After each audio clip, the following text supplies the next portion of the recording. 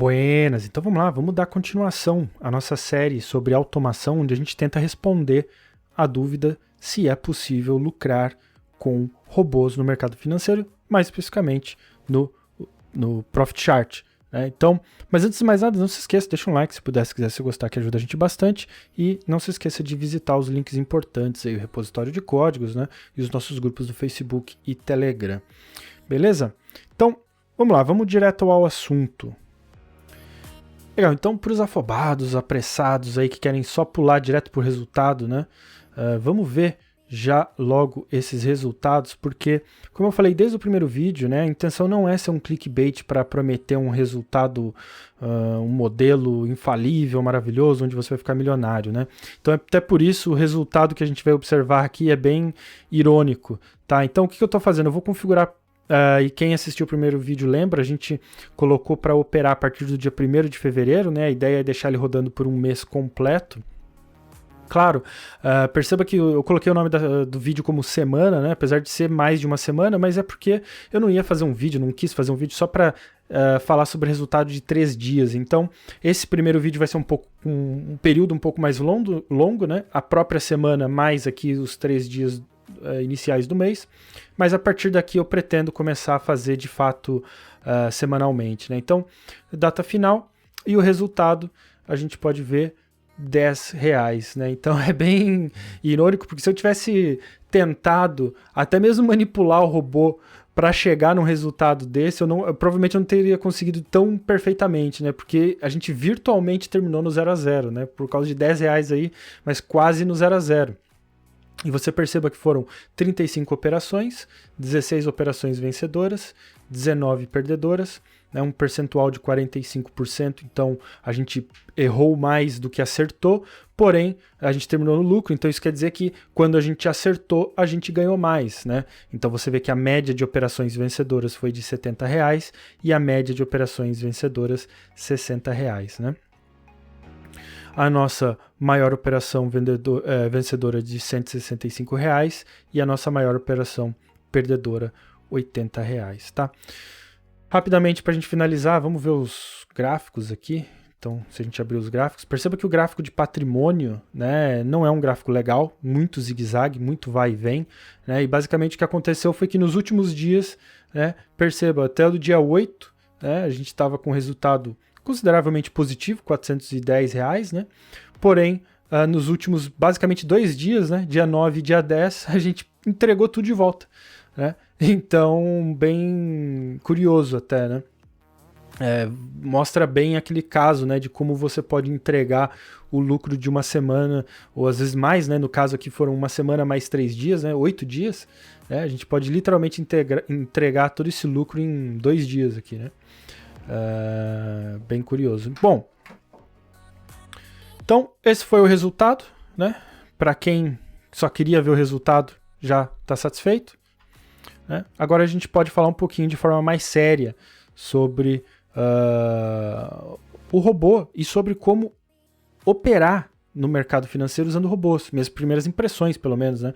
Como eu falei no primeiro vídeo, uma semana, um mês, que é o plano deixar ele rodando, é uma gota no oceano, tá? Ele não é nem duas, uma, tá? Porque para você ter uma consistência de determinar se um resultado, se uma forma de operar, se um modelo, se um gerenciamento de risco realmente funciona ou não, você precisa de muito mais tempo, né, do que uma semana, até mesmo um mês, né? Claro, não dá pra gente ficar aqui um ano operando juntos ao vivo, né? Porque ninguém vai acompanhar essa série tão longa, mas então a gente, claro, comprime aqui em tempos menores, mas a ideia é te mostrar que, né, a gente, para conseguir consistência, a gente tem que, né, aplicar durante um período considerável de tempo para ter informação suficiente para fazer uma análise, para fazer um estudo, beleza?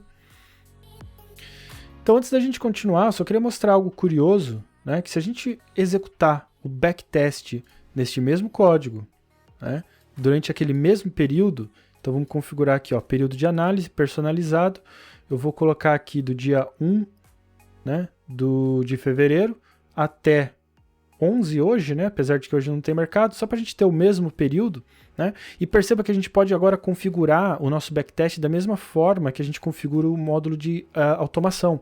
Então a gente pode configurar aqui as quantidades de exposição, né? Abertura de posição, então horários de entrada, né? E abertura dessas posições. Risco e zeragem, né? Então a partir de horário, a partir de objetivos aí de ganho e perda diários, né? Então, você tem essa possibilidade de fazer essa comparação muito mais próxima da realidade agora, né?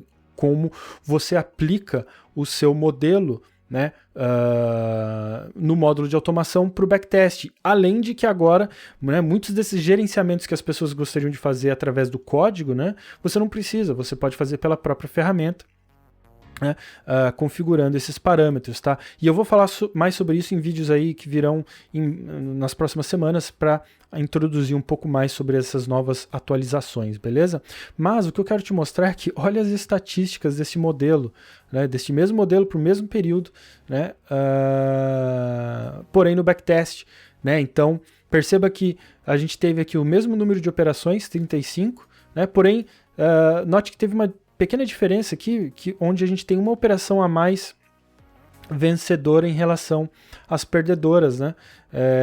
Que foi o que acabou causando a diferença aí do resultado. Então, o resultado do backtest se mostrou bem fiel, né, ao resultado do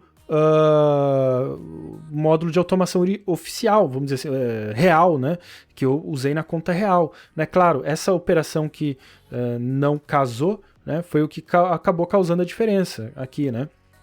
E poderia acontecer por vários casos, tá? Eu não cheguei a olhar exatamente uma por uma, também não é o propósito aqui, né? Mas poderia ser, por exemplo, porque, como a gente já conversou em várias ocasiões aqui mesmo no canal, né, o backtest, ele tem que fazer algumas suposições, né, quando ele está trabalhando com as informações de preço, porque o mercado já fechou e ele não tem informação que a gente chama de tick a tick, né? Ele tem informação apenas dos preços que já fecharam. E para isso ele faz algumas suposições, né, para tentar chegar ao mais próximo da realidade. E nesse caso específico, né, apesar de que, como a gente conversou, uma semana realmente não é algo que te dê muita segurança, né, para fazer uma análise concreta, né, mas foi muito, muito próximo, né? Agora, imagine, né, que perceba, se a gente testou aqui 10 dias, né, se você testa um período de 10 anos, né, onde você tem consistentemente essas falhas, mesmo que pequenas, né, aí é que começa a gerar uma distorção, né, nos resultados finais, né? Então, mas eu achei muito curioso porque foi muito próximo mesmo, foi realmente, acho que uma operação que acabou causando a diferença no resultado final. E outra coisa que eu quero mostrar, né, foi como esse robô foi configurado. Então, se a gente abrir aqui automação de estratégias, perceba que ele estava operando aqui na conta real, né? Eu só quero te mostrar como a gente configurou este robô, né, para que a gente possa acompanhar nas próximas semanas, né? Então a gente tem aqui o ativo do dólar, periodicidade de 10 minutos, né? Quantidade máxima de exposição, um contrato, né? Entrada tanto na compra quanto na venda, né? Com o modo de execução no fechamento do candle. Essa funcionalidade aqui que está em beta ainda para ser introduzida num futuro próximo, né? Vai permitir a gente usar o que a gente chama de modelo tick-a-tick no modo de automação, né? Ou seja, onde ele executa a ordem quando a condição é satisfeita, ou seja, ele não tem que esperar o fechamento do candle, o que é muito legal, né? Mas ainda não está liberado, mas vamos falar sobre isso quando tiver introduzido. Horário de entrada, né? Eu coloquei aqui para começar a operar a partir das 9h10 para evitar primeiro candle do dia, né? Porque justamente a gente está usando o gráfico de 10 minutos. Então, para evitar aquele primeiro candle do dia, a gente começa a operar a partir das 9h10 até as 16 horas para aberturas de posição. E a nossa saída a gente faz aqui com uma zeragem às 17h50, né? Caso ainda tenha alguma posição aberta, ele fecha no final do dia. E o nosso configuração de risco aqui, né? Objetivo de ganho e perda, né, diários em R$200, 1 para 1, né? Que a gente está usando. Então, esse é o robô, como ele está configurado, né? Agora eu quero mostrar outra coisa para você, que você vai acessar quando você usar o link que está aí na descrição, né? Que vai lá para o nosso repositório de códigos para baixar o arquivo, né, do robô. Então, se a gente abrir o link, você vai cair aqui, tá? onde você vai poder baixar de fato o robô. Né? A gente tem aqui um pouco sobre a teoria, né, onde a gente fala um pouco sobre Keltner, caso você tenha interesse. Aqui estarão as séries de vídeos, né, para falar, para você acompanhar, né, essas atualizações dos resultados, né?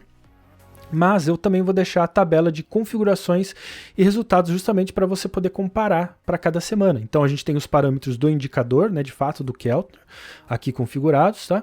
O gerenciamento de risco que a gente está usando naquela semana. Então, por exemplo, neste primeiros 10 dias, aí, 8 dias que a gente operou, né, a gente está fazendo do lado da compra o alvo a máxima menos um tick, porque a gente, né, no lado da compra, a gente compra na mínima, esperando que o preço suba novamente para revender na máxima, né?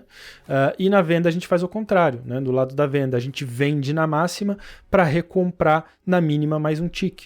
Um stop fixo de 7 pontos, os objetivos diários de ganho e perda de R$200, né? E foi o que eu mencionei no vídeo anterior, né? No vídeo introdutório, é que no objetivo a gente está usando um padrão 1 para 1, né? Onde eu estou arriscando 200, aliás, eu estou arriscando 200 para ganhar 200. Né? Claro que não dá para aplicar um modelo 1 para 1 perfeito, né, com esse tipo de setup, porque o nosso alvo não é fixo. Né? Então, apesar do nosso stop ser fixo, o nosso alvo não. Depende de onde está a máxima e depende de onde está a mínima. Então, não dá para aplicar um 1 para 1 efetivo aqui. Né? O que a gente pode fazer é aplicar esse fator 1 para 1, né, no nosso objetivo diário. Né? Quantidade de disposição para um contrato no dólar nos 10 minutos. Né? E os resultados, né, da mesma forma que a gente acabou de ver no relatório de performance, você vai poder acompanhar aqui para cada semana, né, ou pelo menos as informações mais importantes, né, que são o saldo líquido aqui, o lucro, o prejuízo brutos, né, o número de operações, gain e loss e o percentual, tá? E o fator de lucro. Beleza? Então, através desse link você vai poder continuar acompanhando aí o que a gente vai fazer nas próximas semanas. E o que a gente vai fazer justamente nas próximas semanas eu não vou alterar nenhum daqueles parâmetros de configuração, nem do indicador em si, né, do Keltner, nem do nosso gerenciamento de risco, tá? Mas eu vou fazer uma mudança e já quero dar um alô, né, um agradecimento para o Ivan Reis, que fez uma observação que no vídeo original tinha um erro de digitação no código, tá? Que eu já corrigi, né? Então quando você for baixar o código já está corrigido, né?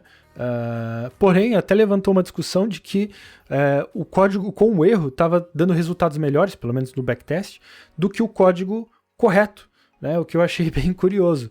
Então o que eu vou fazer é inverter nessa semana o nosso sinal de venda e de compra, tá? Então nosso sinal de compra agora ocorre quando o fechamento for abaixo da Keltner inferior, tá? E o nosso sinal de venda for quando o fechamento for acima, né, da Keltner superior, tá? Então a gente vai fazer essa pequena inversão.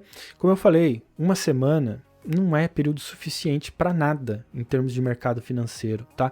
Mas é o tempo que a gente vai ter aqui. Então, no final dessa próxima semana, a gente verifica o resultado e aí a gente estabelece se a gente continua pelo menos com esse modelo, né, ou a gente volta para o modelo original, né, e depois começamos a fazer aí alterações de gerenciamento de risco, né, até mesmo alvos e stop, né, então perceba aqui na nossa configuração de alvo e stop. Se tiver dúvida sobre o código em si, né, novamente assista lá o vídeo inicial, tá, onde eu falo um pouquinho sobre isso, né? A gente também tem um fechamento no tempo, né? Caso eu explico melhor lá, mas se o preço não vai nem para um lado nem para o outro, depois de uma determinada quantidade de períodos que a gente estabelece, através do código ele fecha a posição, tá? Isso a gente também pode customizar nas próximas semanas, legal? Conforme a gente for analisando os resultados, beleza? Legal, e para a gente finalizar, eu queria falar justamente sobre aquela questão psicológica, né, que a gente tem conversado, que é o foco dessa série, né? Eu estou reiterando tantas vezes justamente para ficar muito claro, porque não é para prometer um modelo operacional milagroso, vencedor aqui, é para falar sobre como utilizar e as minhas impressões do que é utilizar o robô no dia a dia. O que eu fiz foi, no nosso fórum exclusivo de alunos e membros do canal, Aliás, membros do canal aí, eu coloquei um post na comunidade para você poder acessar, né? Tem um código de convite onde você vai poder acessar e criar sua conta no nosso fórum, tá? Então, caso não tenha feito ainda, veja lá. Eu coloquei uma enquete, né, sobre quem está utilizando e pedi a opinião das pessoas também, né, das impressões delas ao operarem com robôs. E eu achei interessante que o Isidro mandou uma mensagem, né, uma resposta, que eu acho que é melhor do que eu explicar as minhas impressões, porque encaixou tão bem com o que eu vivenciei também, que eu queria primeiro compartilhar com vocês, e achei interessante porque não é somente eu falando, então me deixa até mais tranquilo, porque eu percebo que tem mais pessoas passando pelas mesmas impressões que eu tô tendo, né? Ele começa dizendo que, eu achei interessante aqui, né? Ele fala assim, é um tranco no início, ver o sistema operando sozinho em sua conta real e tentando não pôr a mão quando você vê o cara comprando um pivô de baixa. E eu achei muito engraçado porque eu tive essas mesmas impressões, apesar de que no meu modelo não trabalha com pivôs, o sentimento muitas vezes foi o mesmo, né? De você ver algo que você fala, puxa, isso aqui vai dar M, né? E mesmo assim, se você quer seguir o modelo, né, da forma correta, você tem que deixar ele fazer, afinal é para isso que o robô tá ali, né? E em seguida ele fez um comentário que eu acho que é importante também, né? Ele fala aqui, mas ele está operando melhor que eu. Dias ruins toma muito stop e fica mais negativo que eu, mas nos dias bons ele é frio e calculista, segura as operações até o fim e faz mais que eu. Então esse é um ponto interessante, né?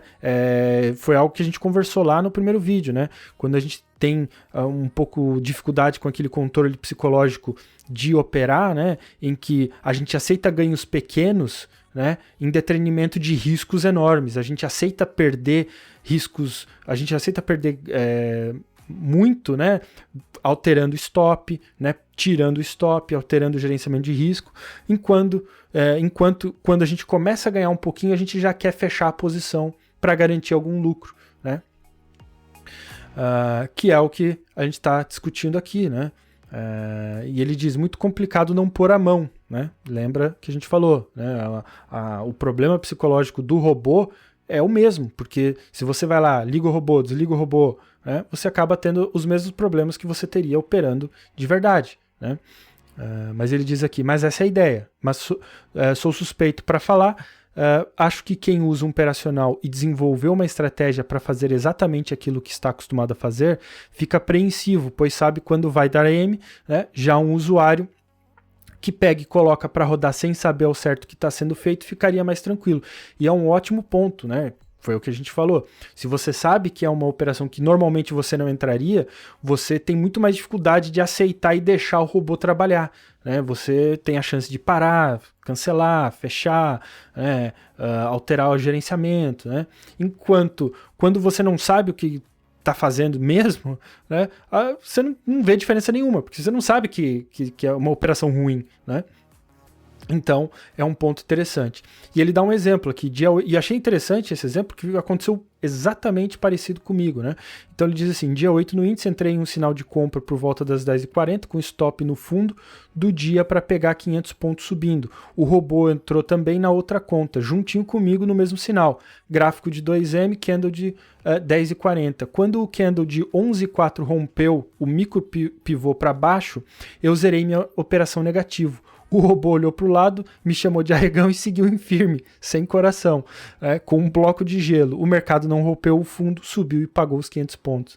Então é exatamente isso que aconteceu comigo. Eu vi uma operação também onde eu falei, isso aqui é perda na certa. Eu até estava próximo do meu objetivo de perda diário, né? E eu ainda comigo pensei, poxa, essa operação vai dar o fechamento do dia, beleza. Eu até fechei, né? Não cheguei a fechar o profit, mas minimizei, fui fazer outra coisa. E tinha até esquecido que estava operando, já estava meio certo que para mim o dia tinha acabado de operação, né? Porque já tinha dado o resultado de objetivo de perda do dia. Quando eu olhei no final do dia, eu já tinha até esquecido, né? Ainda estava aberto o profit. Ele tinha recuperado tudo, dado lucro e já tinha dado uma segunda operação em seguida de ganho. Então, eu acabei ainda no positivo, né? Justamente por isso, porque ele fala, né? Não tem coração, ele vai continuando, né? Que é o que a gente conversou lá no primeiro vídeo. Claro que a gente entende que um robô não... Tecnicamente falando, é isso mesmo. Ele não tem coração, ele vai, opera, né? Não tem sentimentos. O problema é justamente a gente deixar ele fazer isso, né? Esse que é o problema do psicológico. Não é necessariamente o robô, é nós, né? Somos nós que ficamos ali mexendo nele, né? Então, se você consegue ter essa tranquilidade emocional de deixar ele fazer o que ele tem que fazer, né? Você tem mais probabilidade de dar certo, né? E ele termina dizendo, dito isso, vejo que muito em breve ele irá operar sozinho, eu vou ficar olhando, né, mas sabendo exatamente o que ele precisa fazer e está fazendo. Já um usuário de algum sistema comprado, se der erro, existe a possibilidade de o usuário não perceber. Então, acho que essa percepção está na diferença de usar uma estratégia que você mesmo criou e uma adquirida. Ou seja, atualmente temos muitos programadores profissionais, né, ou amadores como eu, aprendendo, desenvolvendo e usando, e a percepção destes será diferente da percepção de futuros usuários dessas estratégias e robôs que estão sendo desenvolvidos agora, né? E expande para um outro ponto também interessante, né, que está atrelado ao que ele está dizendo aqui, que é justamente o fato de, né, parte dessa decisão psicológica também está no fato de você saber o que o seu robô está fazendo, né, e poder alterar caso você ache necessário, né, que é mais difícil, não é, na teoria impossível quando você compra um sistema já pronto, né, a não ser que você peça para um programador, né, fazer alterações, etc. Mas te dá essa liberdade de poder fazer alterações como você achar melhor, né, pode ser um ponto positivo, né, mas também pode ser um ponto negativo. Lembra que a gente sempre, né, fala sobre cair naqueles erros, né, do problema de controle emocional, de fazer muitas alterações sem deixar o robô de fato trabalhar, né? Então eu gostei muito, né, porque foi muito parecido, ou quase igual à experiência que eu tive nesses primeiros 10 dias, né, operando no mercado real, né, e quis trazer porque não era só a minha opinião, né? Então eu percebo que tem mais gente passando por impressões similares às minhas, né? Então, por isso que eu quis trazer e agradeço muito pela resposta do Isidro. Como eu sempre digo, eu gosto de quem compartilha suas experiências, né? Também para eu também saber, né? Como é que eu me encaixo no mundo aí de operadores, né? Do que está acontecendo aí fora, né? Então, eu agradeço. Quem ficou aqui até o final, tá? Sofreu aqui até o final, né? Eu vou oferecer para você acessar o nosso fórum scapp.link/fórum, tá? Um código de convite, só que infelizmente serão só para os 10 primeiros usuários, tá? Por quê? Porque esse fórum foi construído exclusivamente como um benefício, né, uma retribuição para os nossos membros do canal e como uma parte de comunicação, de suporte e serviço e interação com os alunos do curso, né? Então, a ideia não é necessariamente ser um ambiente público, mas, né, eu também quero aos poucos começar a trazer, né, as pessoas que participam bastante aqui do canal, né, também para o nosso fórum, né? Mas a ideia lá é ter qualidade, não necessariamente quantidade. Não estou muito preocupado em ter grandes números de usuários, mas sim gente que está realmente engajada e interessada em se comunicar e falar sobre programação, né? Então, se você ficou aqui até o final e está assistindo até agora, eu imagino que você se encaixa nisso. Então, esse código é o Profit 90. E o que eu vou fazer frequentemente, durante vídeos, eu vou liberar um código novo, sempre com 10 acessos, tá? Como eu falei, a ideia não é liberar para grandes números, tá? Não é quantidade, é a intenção lá, tá? E também porque é uma ferramenta que foi desenvolvida, como eu disse, como retribuição e recompensa para membros, né? E para para os alunos, tá? Mas eu acho interessante poder trazer. Então, no decorrer dos vídeos, né, as pessoas que acompanham realmente o conteúdo, estão engajadas, né, vão ter aí códigos de acesso, tá? Então, o primeiro código que está liberado, Profit 90, se ele não estiver mais funcionando é porque provavelmente já foi utilizado, né, as 10 vezes, mas, como eu disse, frequentemente eu vou começar a liberar mais códigos aí no meio dos vídeos, beleza? Então, esse foi a primeira semana aí, né, apesar de ter sido um pouquinho maior do nosso robô. Na próxima semana eu espero trazer aí mais um resultado e a gente começa agora a fazer, né, alterações de fato, né, no gerenciamento de risco, né, e no modelo, né, de alvo e stop para a gente começar a poder comparar aí a performance, beleza? Então é isso aí, valeu, a gente continua nos próximos vídeos.